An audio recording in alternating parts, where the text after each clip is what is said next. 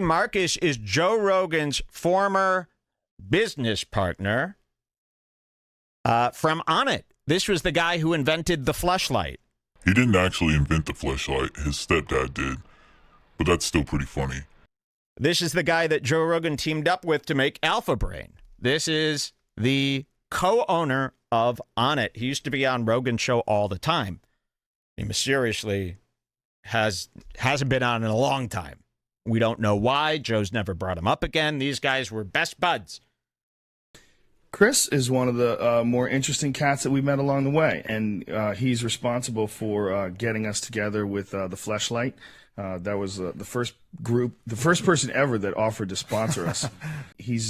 I'm glad that we met. You're a unique character. Indeed. And I'm just very happy we met. I'm very happy we're friends. Likewise, and man. this latest experience that you have gone on is one of the reasons why I really dig you.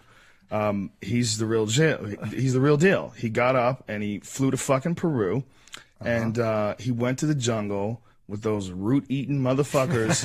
And now he got so fucked up on this ayahuasca that he changed his name. I died, Joe. I had to come back something else. He used to be Chris, and now he's Aubrey. Or you murdered somebody and you're running I'm from running the law. from the Peruvian authorities. Right. I'm fascinated. I'm perplexed. I'm horrified. I'm all the above. So let's get into it. So what they figured out how to do is take the root of one plant, the leaves of one plant, and the vine of another plant. And they don't even grow near each other. Yeah. They're on completely other parts of the jungle. And there's over 100,000 different types of plants in the jungle. Yeah. So the fact that they figured out how to do this, and thousands of years ago, and when you ask them, who knows if they're telling you the truth. But what they say is that the plants taught them how to do this. No, they look at you like you're a big dummy when you ask them. You're like, how did you find that out? And they're like, they told us, dummy. You know, it's like that matter of fact when you're talking to the real deal down there. You know, it's not like they come up with an elaborate story. They just look at you like, well, obviously, they told us. How do you think? Do you think we just guessed? They told us, dummy. Really? You just accepted that? No follow-up questions? Just so enchanted and amazed that you ran with that? Brian, do you have the music? It might be kind of cool to cue this up so you can get a taste of what I was hearing as I was going through the physical purge. Not too much to talk about. I was nauseous the whole time. I was puking and shitting, and it was more about my body getting prepared for the second session. So the second session, I doubled up on the cups, and it's about an hour and a half in, and I'm listening. You're basically hearing what I'm hearing at this point in time. The shaman's kind of rattling his leaves and singing his songs. And then the experience starts to get rich, like it did, the time before. And what appears to me is like a nexus of energy right in front of me. And unlike last time where things were coming at me, snakes and eels were just charging at me from all directions, this time it was subtler. I felt like I was looking into like a black hole or a wormhole. What is that sound? The whistling? Snakes started coming in through the jungle. I had visions of snakes, and they would look at me and then immediately start savagely like going inside my body and like eating my organs, eating my throat, like going down my throat and eating their way out and like exploding through my body. And I know enough from psychedelic experiences to just witness and allow and just let it happen. Witness and allow, witness and allow, witness and allow, witness and allow. Because if you try and fight it, You're fucked. You're fucked. You can't. That is the number one reason why people have bad trips. Yeah, Snakes. I was cool with this at this point, and then it switched. What? Yeah, You were cool with this thing blasting through your body? I kind of knew that divine and death was going to take me there. It switched, and I kept sliding down these vines of thorns that were just ripping me up to pieces again. All of these images were just total destruction of the flesh. Like, insects would burrow into my body and explode, and and spiders and things would go. And really, that was not so bad, actually. That was kind of the good part. But what ayahuasca will do is it will find your own weaknesses and then use them to fuck with you. It's like when you're at the final level of a video game, and it's like, no, you must fight yourself. Like that's what it felt like. So it started preying on my own fears, and I heard a voice telling me exactly what I was scared of, which is, some illness. My family's had some lymphoma issues or something like that. So it basically said, you're going to die of cancer. Say your goodbyes. You're fucking done. You got it now. It's bad. that was kind of the end. That was the climax of this first experience for me. Did you get a sense that it was a purposeful trip? That the reason absolutely. why it takes you on this destruction of your body and the snakes and everything like that, is it supposed to scare the fuck out of you, to break you down? It's supposed to, it's a death rebirth motif, really is what it is. And, that was the idea of the medicine of the night. Each night the medicine had a theme. And the first night it was anaconda medicine, snake medicine, which is shedding your skin in one piece. So like a snake does, a snake sheds its skin all in one piece. This was about shedding everything that you don't need, your fears, your weaknesses, all of that. Pain is weakness leaving the body looking ass. This is such a common experience on psychedelics. You go down this journey of death, total destruction of the flesh, as Aubrey would say. Some might equate it to an ego death. You dispose of all fears and weaknesses. You're reborn. You have this intense motivation. But what almost always replaces those fears and weaknesses is a hero complex. You've found the truth. You've transcended the normal understanding of man, which will ultimately lead to an elitist mentality. And sliding down a vine of thorns Yeah, to your death. naked. That was the fucked up part. I was like, why do I gotta be naked? Like, why does it take my genitals first? Like, Oh for my what God. reason? And it's just shredding off. Shredding them. How much pain were you in? You don't feel the physical pain, but you You're have that kind of horrified. horror. Yeah, the horror of your genitals being mutilated as you're sliding down God, a dude. vine of thorns. So it can get Tripping me intense, out. but you just gotta remove yourself from that kind of angst, and just witness and allow. That's the mantra. Anybody who's going through any of these experiences, just witness it and allow it to happen, Wow. whatever it may be. Witness and allow. Witness and allow. Witness and allow. Witness and allow. But it's like a vortex, let's say, like a vortex, and it's kind of swirled with some different colors, purple, and it's just kind of waiting there for me. So I was like, well, I guess maybe I should ask something to come through it, because nothing really was happening. So I'm looking and I was like, all right, I'd like to be, if anything's out there on the other side, please come to me. And I say that to myself in my head. Yeah, just invite the demons in. What could go wrong? And then bursting through comes this huge dragon, like this giant the dragon head was just 10 feet right in front of me. And it was a silver dragon in the kind of medieval stylings. And it had fluorescent green and blue highlights. And smoke was coming out of his nose. And he was like clearly a fire breathing type of dragon. And he comes right up to me and he goes, so you want to change the world? See, this is what I was talking about.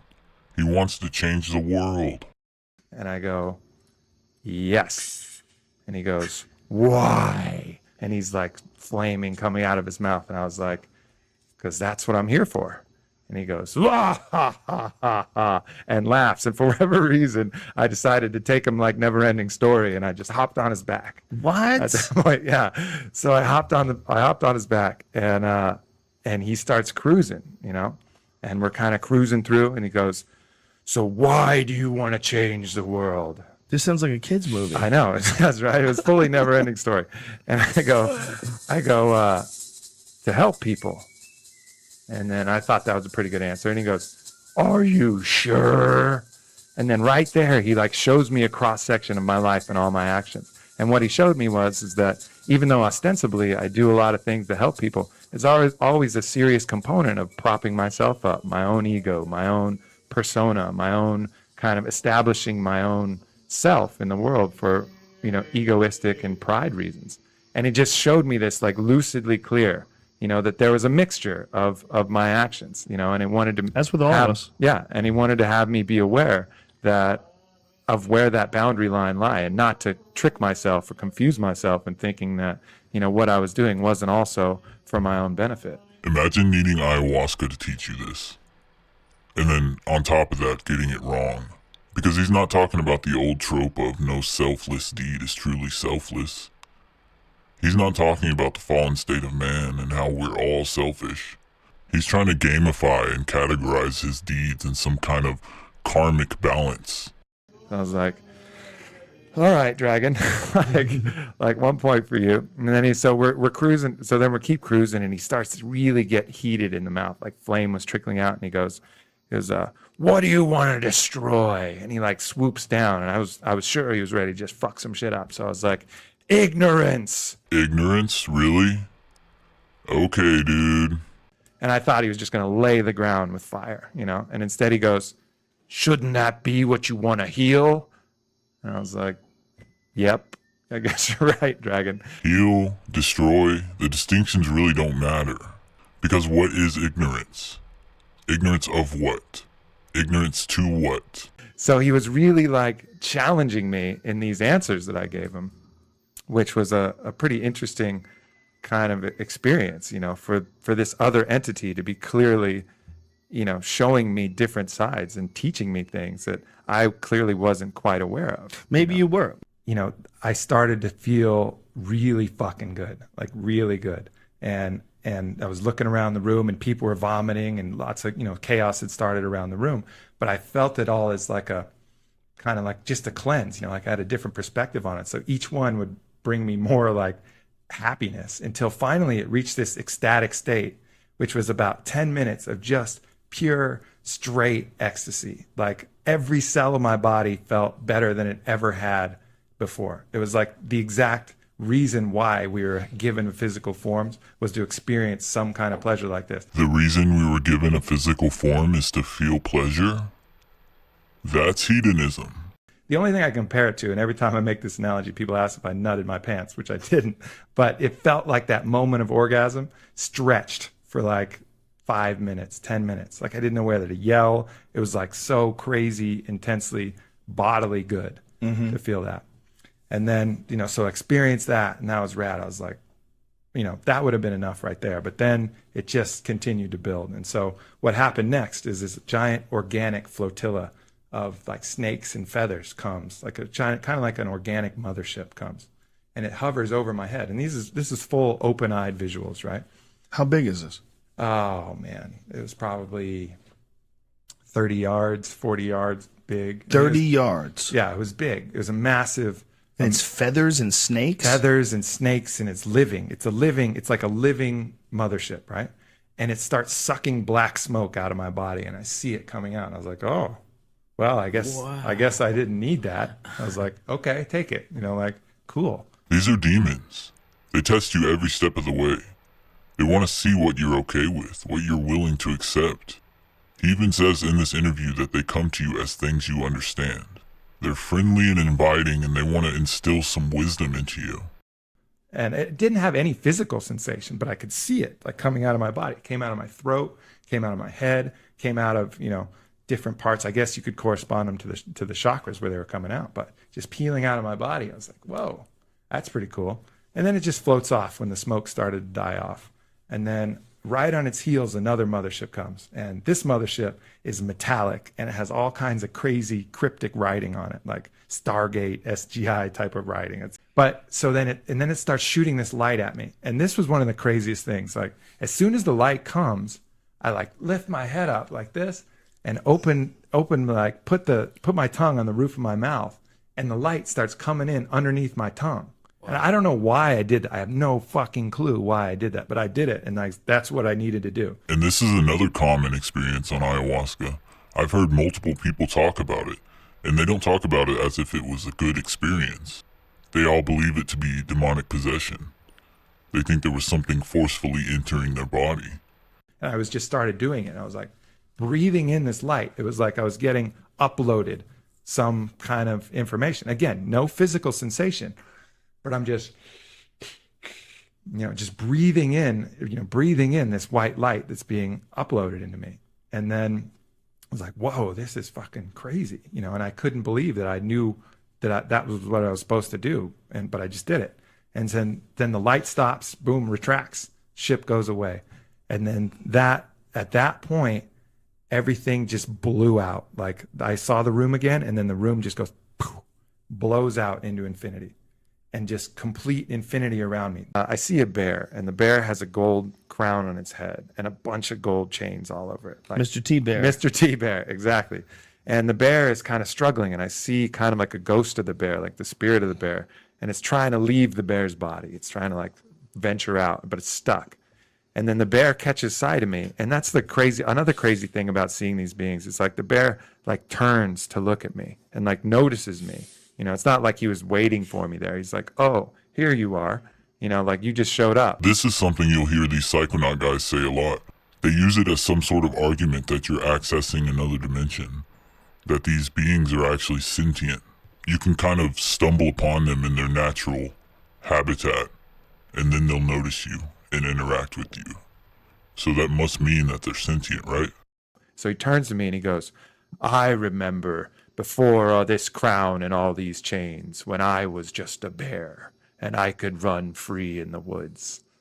And I was like, okay, I get it. And basically what he was trying to tell me is that, you know, don't ever let money and wealth or anything tie you down and like keep you from your freedom and expressing what your real nature is, you know, and it's really kind of like a Buddhist sentiment that he was That's a telling me. difficult thing for people to do. It sounds like such a noble task when you're poor. The real Yeah. problem is once you actually get money.